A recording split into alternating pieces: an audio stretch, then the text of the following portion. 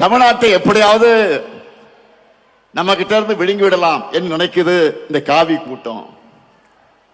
எங்க கருப்பு பொட்டால இருக்கிறவரை அது நடக்கவே நடக்காது. உங்க அப்பனே வந்தால் நடக்காது, நடக்க விட மாட்டோம்.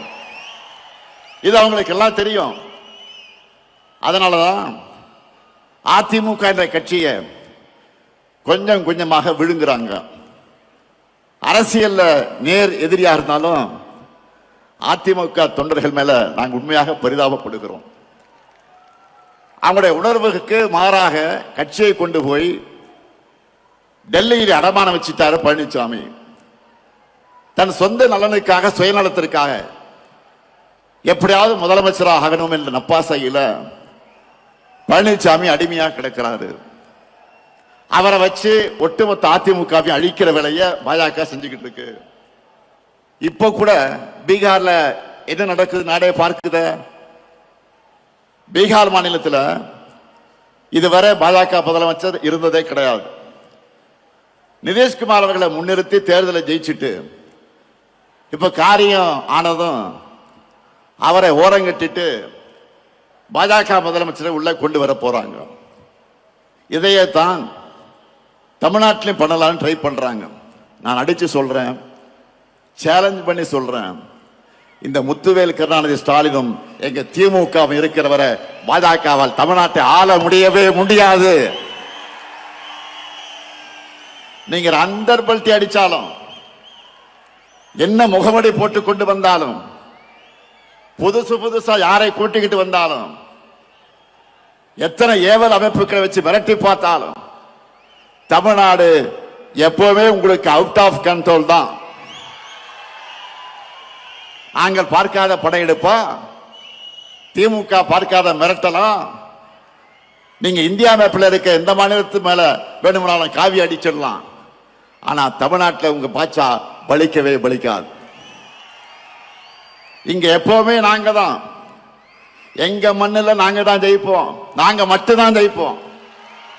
இங்க கூடி வைக்கக்கூடிய ஒவ்வொரு உடன்பிறப்பும் மக்கள் கிட்ட போகும்போது சொல்ல வேண்டியது என்ன?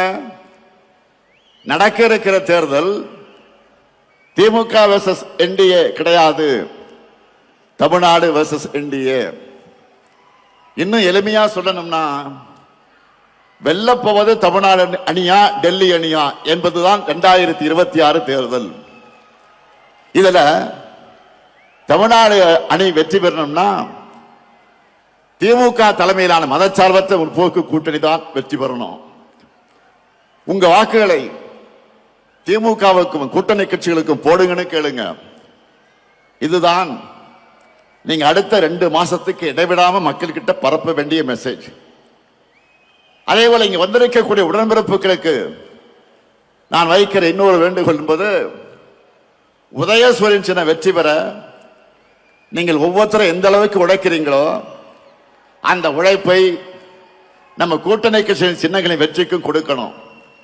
ஏன்னா நம்முடைய சாதனைகள் கொள்கையில் மட்டும் நம்மளுடைய பலம் அல்ல, 4வது பொது தேர்தலை இணைஞ்சு சந்திக்கிற கூட்டணியும் நம்முடைய பெரிய பலம் தான்.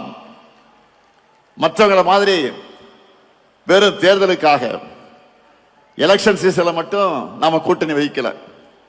கொள்கையின் அடிப்படையில் கொள்கை தோழர்களான கூட்டணி கட்சி அந்த வேட்பாளருக்கு நீங்க களத்தில் கடுமையா உழைக்கணும் என்று நான் கேட்டுக்கொள்கிறேன். மக்களை போய் சந்திக்கிற நீங்க இன்னொரு விஷயத்தையும் சொல்லுங்க. தமிழ்நாட்டில் இதுவரை பேரறிஞர் அண்ணா, முத்தமிழறிஞர் கலைஞர், மக்கள் தலைவர் எம்ஜிஆர், அம்மையார் ஜெயலலிதா ஆகியோர் முதலமைச்சராகணும் என ஓட்டு போட்டு மக்கள் தேர்ந்தெடுத்தாங்க. நல்லா கவனிங்க, மறுபடியும் சொல்றேன். பேரறிஞர் அண்ணா, முத்தமிழறிஞர் கலைஞர், மக்கள் தலைவர் எம்ஜிஆர், அம்மையார் ஜெயலலிதா ஆகியோர் முதலமைச்சர் ஆகணும் என ஓட்டு போட்டு தேர்ந்தெடுத்தீங்க. அவங்களுக்கு பிறகு நீங்க ஓட்டு போட்டு ஜெயிக்க வச்சது இந்த ஸ்டாலினை தான்.